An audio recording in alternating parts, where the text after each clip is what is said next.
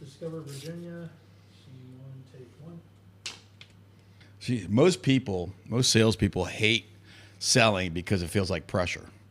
And Teach to Sell is about how to gain that, take that pressure and transform it into trust. Welcome to Discover Virginia, the podcast that takes you behind the scenes of the incredible people, businesses, and stories that shape the Hampton Roads and Virginia community. Each episode, we sit down with local entrepreneurs, creatives, and change makers who are redefining what it means to live, work, and also play in this region. Now, let's explore, connect, and discover Virginia.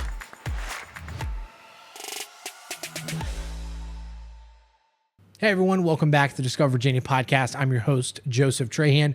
Today on the show, we are covering all things sales. One of the leading industries in Virginia right now is sales, whether you're in government, IT, or just selling video podcasts like we do over here at One of Maine. Sales is an integral part of that. And so what I'd like to do is kind of guide this conversation for those of you out there who maybe know someone in sales or are thinking about maybe joining sales yourself and are looking just to get a lay of the land of what you can expect before you begin that journey. And I have the best expert here for you on all things sales, Dan Rochon, salesperson for 20 plus years now, seeing multiple changes throughout the real estate industry himself. He's going to be covering his new book, Teach to Sell, Why Top Salespeople Don't Sell, but what they actually do instead. So I'm very excited to cover that with you. And without further ado, Dan, welcome to the podcast. Thanks, Joe. Thanks for having me. Absolutely. So excited to have you here in the Norfolk studio here at Assembly with Send. Very cool setup and appreciate you coming down from Northern Virginia. My pleasure. Yeah. So look, if you're like thinking through sales, I think one of the biggest stigmas that people have are people just don't trust salespeople. And as a salesperson myself, it keeps me up at night. I think through it, I problem solve, I talk to my wife who handles salespeople through in and throughout. And I'm curious for you, Dan, what's going on? Where did we go wrong in sales that people just find us icky and not like they want to talk to us? So here's the deal. It's not about sales per se. It's about trust. Okay? The Pew Research Center found that 1 out of 3 people, Americans, believe that most other people cannot be trusted. But it's not because people are bad. It's because there's a disconnect in between relating, helping somebody versus trying to help them. So what happens is the consumer believes that the salesperson is trying to take advantage of them. Sure. Yeah. And sometimes that's true. They're trying to push their own agenda on them. Yeah. They want them to buy their product, their service, when in all actuality, the consumer might not need it. Well, they may need it, but it may not. It's about like what's in their best interest. Sure. All right. So it's flipping the script of instead of me making a living off of getting people to buy my product or service, it transforms it to me making a living out of helping people solve their problem. Okay. And when I understand that I am a solutions provider rather than a salesperson, I'm there to help, then my sales, it expands and it explodes. Yeah. Absolutely. And I have some stats here that I found really interesting. I wanted to share. So, because people are just really want to avoid salespeople at all cost, we've seen the number of salespeople drop, right? So 55% of salespeople in the field right now are currently undertrained. So just one in every other sales gal doesn't know what's going on. That surprises me, by the way. Yeah? Why is that? I would say it'd probably be more like 99% are undertrained. Really? Yeah. Really? Yeah. And because you think of like the industry has changed, you got the Glenn Gary, Glenn Ross era, ABC always be closing, that really just aggressive, assertive, that if you're looking at a DISC assessment, it's the dominant trait, which helps some people, right? It's clear, right? And concise. But for the majority of consumers, including myself, I don't want that. I want kind of a, how do we solve this problem? Walk me through it. Kind of give me that information part. And get this. So of those 55%, only 24% of salespeople consider themselves high performers. Now, I know you're in real estate, but generally, how would we define high performers? Like, we're talking to salespeople out there trying to figure it out, trying to make money. Like, what does high performer mean to you? It's kind of a personal decision. I kind of look at the general stats. You live in Nova though, so help me out. So in this area, you need roughly $65,000 to $75,000, like solo, to be comfortable in this area with rising cost and obtainable housing rising now more than ever. That's kind of the estimate I've seen. What about for Northern Virginia? To be comfortable? Yeah. Oh, closer to 200,000 probably. Really? Interesting. It's out there. I don't know the number, but I'd say if you're making $100,000 in Nova, you're not struggling, but you're not making enough. Sure. Yeah. So for those salespeople who are looking to win and succeed, I wanted to share a little bit of Dan's teachings and a lot of this really fundamental understanding that translates not only just from real estate where we work, but also in other sales industries as well. And if you thought those stats were bad, real estate agents, I'm sorry. And I just share that as just want to be a collaborator in the space. Like right now, 13 to 15% of agents make it to those first 5 years. Most drop out, which is a huge stat. And it's crazy that we have what seems like a lot of organizational support and a lot of laws and guidelines and principles like fiduciary duty and things like that, but still they're undertrained. Yeah, but you're starting that stat a little bit too far down the journey, because if you had your stat to say how many people take the class to get their real estate license, What's that? I don't know the answer, but Sure. what I know is that when I used to be an instructor, probably half the students would actually get their license. Oh, wow. Maybe even less than that. So upstream, like people kind of started the process, but then dropped off along the way. A tremendous amount. Yeah. A tremendous amount. So if you think That's about like interesting, yeah. people that say, hey, I want to go and why do they want to be a real estate agent, for example, if that's the profession they're looking for, it's because they perceive easy money.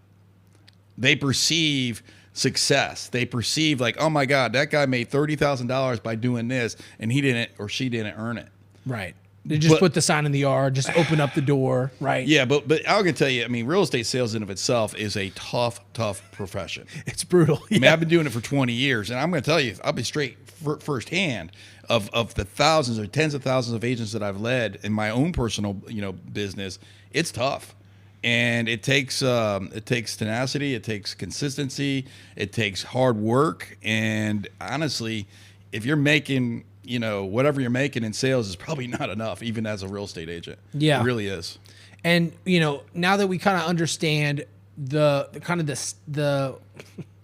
stack against salespeople in general, if those of you are still listening and you still want to be a salesperson, Let me discourage you. yeah, let me discourage you some more. No, it is possible though, and I really believe this as a salesperson going on 7 years now, that it is probably one of the best jobs to have to help insulate yourself within the ever-changing marketplace, especially in local, smaller markets where it's a bit tight-knit fishbowl community like Hampton Roads. You don't have that downside, but I'm sure there's other downsides. There's pros and cons to every marketplace, yeah. right? Yeah. And then one of the other things too, which is like really helpful to look at, is the immense amount of conversations you can have in a smaller market, but also the challenge of AI as well, artificial intelligence, because I was, once again, on my stats here, Dan, right around 60 to 70% of consumers are starting their search on ChatGPT online, which is a great resource, by the way. I'm like totally for that. Sure. We had the AI brothers come in last week. Shout out to Luke and Charlie talking about their AI systems for small business owners. But it would be silly of me just to kind of push that aside without addressing it, because ultimately, like with better automation, better systems, better tools, I mean, you can in a lot of ways get, probably sell more, if not less. What are your thoughts on AI and how it affects the salesperson? AI is a tool. Sure. The same way as money's a tool. Okay, the same way as a CRM's a tool.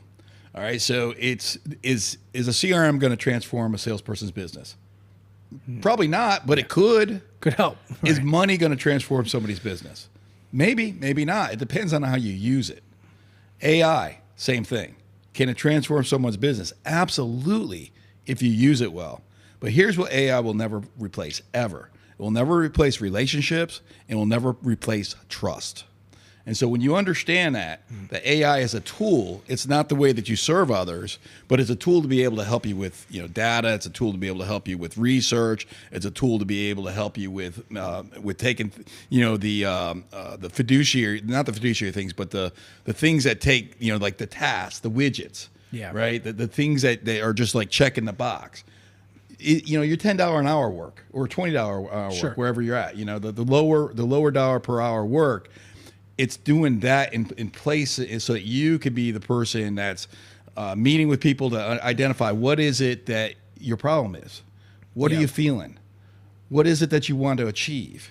Okay, and now as a service professional, as a sales professional, now I'm there to be able to guide you on how to be able to solve that problem and to be able to obtain the desire. Yeah, AI can't do that. Right. And I love that point, Dan, and that's why I really want to have you on to talk about your book today too, because regardless of what changes happen in the industry, obviously right now it's AI.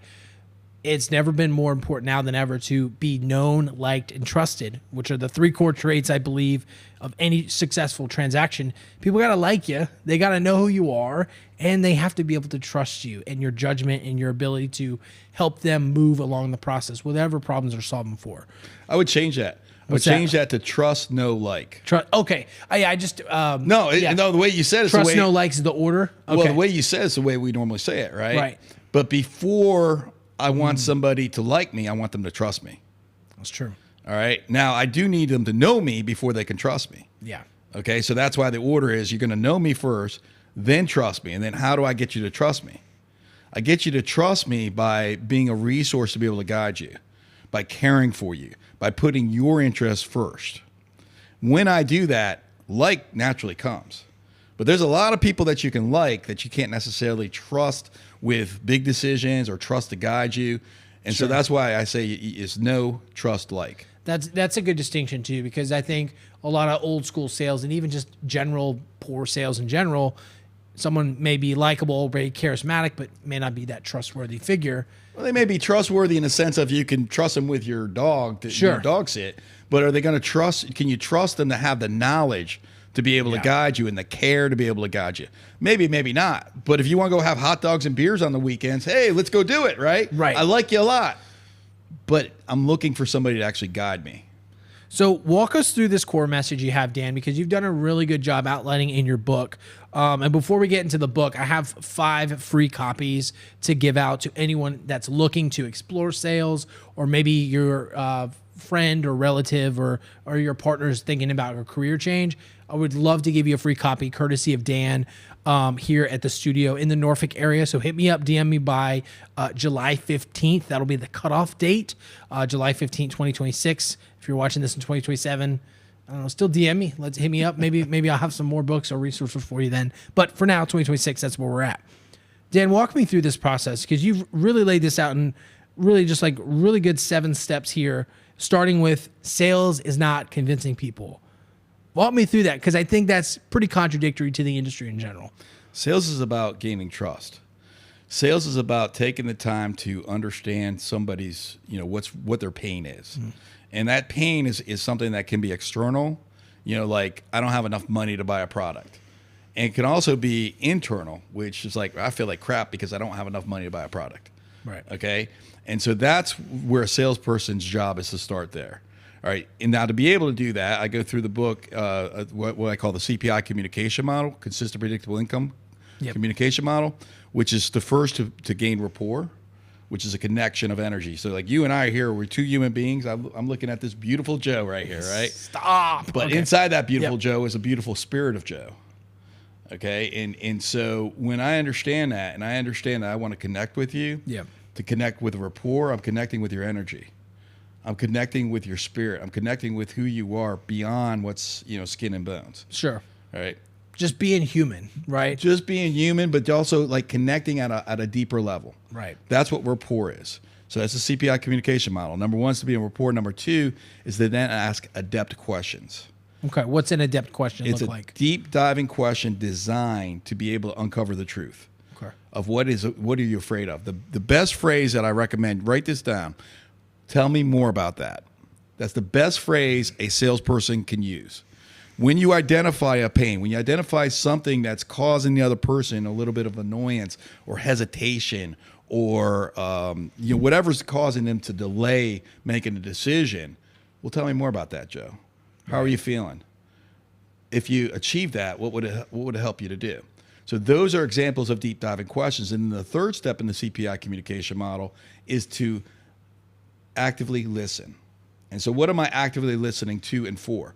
I'm actively listening to the energy, right? So let's say that you and your beautiful bride are buying a pair of glasses, and let's say these glasses cost $10,000. These are really cool glasses, right? And let's say I say to you, I say, Joe, would you like to buy these glasses? And you're like, yes. And I say to your wife, hey, would you like to buy these glasses? She's like, yeah. Right? Like that hesitant yeah is a yes verbally, but it's clearly a no. That's a yeah. That's a thing they're saying. Joe probably should say, hold on. Yeah. Because I'm about to be in the doghouse. Right? Exactly. Yeah. You want to have that conversation. And yeah, I love that. So the adept questions helped you, well, first off, being connected with someone as a human. Be in rapport, ask adept questions, actively listen. Those are the 3 steps. Yeah. And I think too, that kind of helps dispel a lot of those like stigmas salespeople have, because you think of someone pushy, you think of someone with an agenda, and it's like, look, I don't have an agenda. I really just want to better understand what problem you're looking to solve for, and if I can help. And if I can't help, I'll help you get connected with somebody that can. Right. You're still there to provide the solution. Right. I may or may not be able to help you with my service or my product or the goods that I'm selling. I may not. But if I can be able to connect the dots, guess what? I'm helping another vendor. And there's going to be a reciprocity in that. Sure. I'm helping the client, and even though I'm not making any money from there, but there's going to be trust established, right? And so now if you're looking at the long-term health of your business, you're setting it up an ecosystem that, guess what? AI can't mess with that. Yeah. Right? So it's always about looking out for the other person. I love that too, especially going back to that trust piece as well. Let's unpack this a little bit more on the lead generation side or the conversation side too, because okay, great. That's really good core teaching, really good core principles you have in your book. Now, for those salespeople out there, they're looking to apply it. So they're doing those day-to-day calls. I think you have a schedule. It almost feels like a W-2 job, but I think it's important to mention. How many days a week do you prospect? 5 days. 5 days a week. 1 to 3 hours a day. 1 to 3 hours a day, Monday through Friday. I have on the top of my billboard, on the top of my corkboard above my desk, it says, and fill in the blank of real estate. So whatever podcast production or what's your sponsor's name here? Yeah, Toast. Shout out to Free Life LLC. Yeah. I want to give a shout out to Toast. Let's say I'm selling toast. All right. On my corkboard, it says, I'm not in the toast selling business. I'm in the lead generation business specializing in selling toast. Sure. I'm not in the real estate business. I'm in the lead generation business specializing in selling real estate. When you understand that no matter what your business is, you're in the lead generation business first, then you're going to be able to sustain through time. Right. This is why I've had no broke months as a real estate agent since 2008. Right. That's the core teachings of everything that I've done. What you've learned in sales. I've done and you said I've been in sales for the last 20 years. That's not quite right. My first business got shut down by the man. Did I ever tell you that? No. Which business was this? Well, I would go to the store, and I don't think it was a 7-Eleven, because I'm not even sure if 7-Elevens. I'm sure they were around, but they weren't prominent like they are now. Sure. And I would go and buy those bubble gums, 10 the rolls like that, 10 little balls in a sleeve. You know what I'm talking about? Yep. Get those for 50 cents back in the day, and you could sell them for a quarter a pop. So 8-year-old Danny Rochon got shut down by the principal in his kindergarten first grade class, right? I remember that now, yeah. Apparently he was anti-capitalist, but that's fine. That's fine. But here's the thing. I've been selling since I've been like a kid. And what I've learned through the years and years of sales, through success and many failures or learning opportunities, what I've learned is it's all about helping people. It's not about me. It's never about me. I'm the guide. My job is to be able to really understand you, your goals, your needs, what's going on in your world, and then my job is to be able to help solve them, no matter how I can do that. Again, like we said earlier, either connect them with a vendor, providing my service or product to help them, or having them have a great drink of toast there. Yeah, I appreciate you expanding on that too, because I think a lot of, myself including this camp, we can get caught up in this generalized, I want to help people, or I want to, like, this very generic goal. And it's like, going back to your principle, if you're in the lead gen business, right? So your goal in your job every day, Monday through Friday, 1 to 3 hours a day, should be prospecting, lead generating. I wouldn't say prospecting, though. You wouldn't say prospecting? Well, prospecting is a subsection of lead generation. Okay, tell me more. All right, so you can get business through prospecting, which costs you time, through marketing, which costs you money, and through networking, which costs you a little bit of time and a little bit of money. Right. All right, so before you start lead generating, right, the key to success on this is to say, what's my superpower? Am I comfortable being on video? Am I comfortable doing YouTube, right? Well, maybe your job should be filming YouTube 1 hour a day about solving people's problems, just the same type of thing, right? And so understanding what is your superpower, and then finding all the different ways that you could find business, and then aligning your superpower with 1 or 3 of those ways of how you could find business. It may be prospecting, it may be marketing, but at the very least, you're going to have to follow up with the leads. So sometimes people misperceive. That's a great distinction. Yeah, because a lot of people, including myself, sometimes just think you got to pound the phone, you got to go door knocking. Like, those are examples. They're active. They're active ways to get business. Sure. Yeah. And they're going to be more predictable ways to get business, but they're not scalable. Tell me more about that. Why aren't they scalable? Remember what I told you prospecting cost you? Time. You can't scale time. You can scale time through leverage, through AI, through people. Like, that's how you can scale time, but you're not creating more time. You're just getting more done within the time. Yeah. Okay? And so you can only knock on so many doors. Yet, you do this film right today, 10 million people are going to watch this video. I'm creating that as an outcome, right? Yeah, right. So we take an hour of our time today, and we're able to knock on 10 million people's doors. Sure. That's marketing. Yeah. So that's the difference between prospecting and marketing. Marketing is a one-to-many. It's like what we're doing right here, right? I care for you who's watching this right now. I want to help you. I'm on a mission to help 1 million salespeople to have consistent, predictable income through the Teach to Sell methodology. Like, that is my passion. That's what I'm doing. I can't go knock on 1 million people's doors. Yeah, but you have been on a bit of a podcast tour. How many podcasts have you been on this past year? We're about 150. So 150 digital doors. Yeah. You've been on fire, and that's why we want to have you. We had you on about a year ago when you started your podcast tour, and now you're coming up. The book drops when? This week? Tomorrow. Tomorrow as of this Yesterday. filming. By the time you're watching this, it's already out there. Yeah, it's already out there. Dan, I really appreciate you sharing this too, because I think it's a great unlock for. I know it's been a personal unlock for me, but also for individuals who are afraid of that sales word. Like, oh, I'm going to get into sales. I'm going to be a salesperson. It's not bad. It's actually a service to the community, to the industry. I think it's the most beautiful service that we can provide Yep. when we approach it the right way. When we approach it with understanding that you're there as a servant, you're there to help. Yeah. You're not there to make money.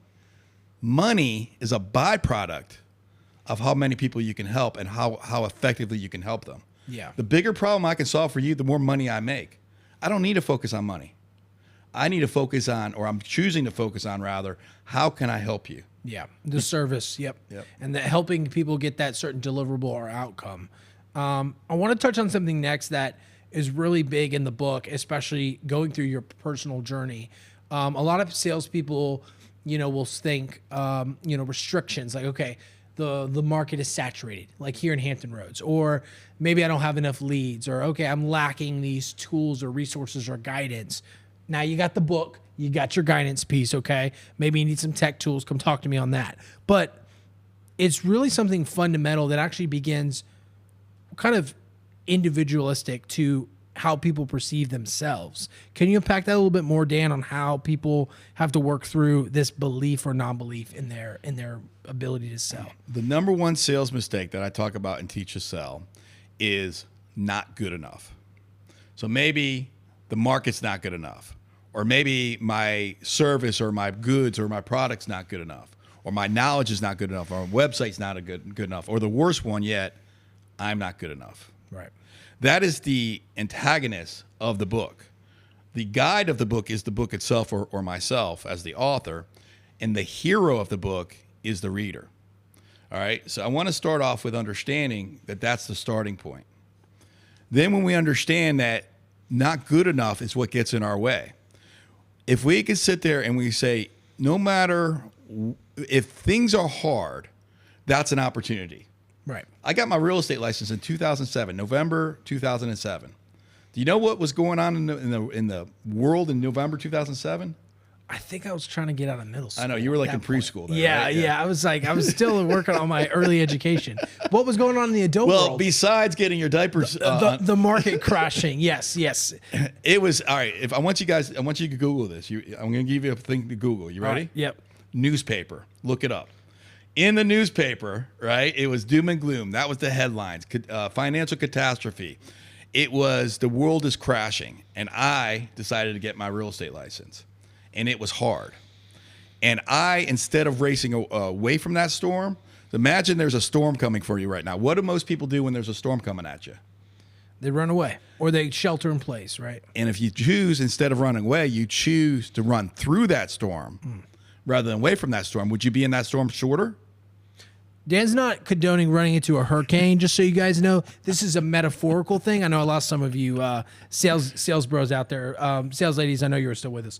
But yeah, go ahead. Sorry. Metaphorical storm. Yeah. Thanks for the asterisk there. I'm like typing in 2008 market crash, and I'm over here listening like, is he saying to run into the eye of the storm right now? This is not the season finale of Dexter. Metaphorically, though. Metaphorically. Metaphorically. When you run through the storm, you're going to be in that storm for a shorter period. Yes. When I got my real estate license, there was a storm, and it was significant. By the time 2009 came around, the real estate agents that were in the market in 2007, more than half of them were gone. Way more. And I'm talking about the successful agents. I'm not talking about that, what you said before, the 87% they're going to fill no matter what. That's here in 2026. I'm talking about the 13% that were succeeding. Yeah. Of those that were succeeding, half were gone within 2 years. Wow. Okay? But instead, I chose to run through the storm. So if you believe that there's a challenge in your marketplace right now, that could be the greatest opportunity that you can imagine. Because that challenge doesn't just exist for you. It exists for all your competitors. Yeah. You just need to figure out how to be able to run through that storm. And that book right there is going to show you how. Dan, I got some audience questions to cap up this conversation. First one comes from one of my good friends and business partners, Sean. Sean says, Dan, how do you sell to a group of people when the value of what you're doing isn't completely understood? You start with them first. So what many salespeople will do would be, hey, come look at my widget. Come look at my glasses. These are the best glasses just ever. Listed, just sold. I'm the best. Come work with me. Yeah. That's what many salespeople are taught to do. Sure. But if you're with a group of people who don't value what you're providing, it's because either, well, they may not have a need or they don't have an understanding. Right. So how do you do that? You ask them questions. And you identify and you help them identify for themselves. You help them identify what their need is. Yeah. You don't tell them. You sit there and say, well, so Joe, so you're a part of a group and you don't value what I provide. Well, that's like the premise of this, okay? Right. So let's just take and say, so Joe, so I'm just serious. I'm curious. What is it that's important to you? You don't have to answer that, right? But then I'm gonna go on. And so tell me more about that. Okay, so what would happen if you don't solve that problem? Well, have you ever considered what would happen when you do solve that problem? All right, that's the line of questioning that I'm going to be able to take so that you can then perceive my value. Right. All right. It's about asking those deep diving questions. Now you understand, like, oh my goodness, I actually have a pain here. I actually do need that guy's service or product. And now you as a service provider, as a sales professional, think about yourself as a bridge. Okay. So that group of people who may not value what you have, you're the bridge from their pain, from what they're experiencing externally. Maybe I don't have enough money. That money, I feel like crud because I don't have enough money. Right. To now I have enough money to be able to buy your coffee. Right. Now I can buy your coffee. Now I get the caffeine. I feel great. Woo, man, I'm fantastic. Well, you, service provider, are the bridge in between that desire and that pain. Okay. And so if you're talking to a group of people, you get there by asking them the deep diving questions so that they discover that they do have a problem. That's the pain. And they do want a desire. And guess what? You're the bridge in between those two. Yeah. You had mentioned something really interesting earlier, and I think it goes back to, how to leverage AI tools. Like for me specifically, I was looking to get my crawl space situation figured out. Apparently you weren't supposed to build crawl spaces. You weren't supposed to stuff a bunch of insulation under your house, right? Give or take 50 years ago, this is what they did. But now I'm coming across these problems of how they originally thought. And so I'm talking to these salespeople. I'm trying to figure it out. I'm asking these questions. And what I noticed that was so important for me to hear was, one, to like have something visually that I could review, that I could then go take to AI or ChatGPT or Claude or whatever and compare it to. Sure. So that foundational knowledge I had, but what I really needed to figure out was the implementation part. And I think if I translated that to my role as a salesperson, I need to better understand what foundational knowledge people have of real estate sales or podcasting or marketing in general.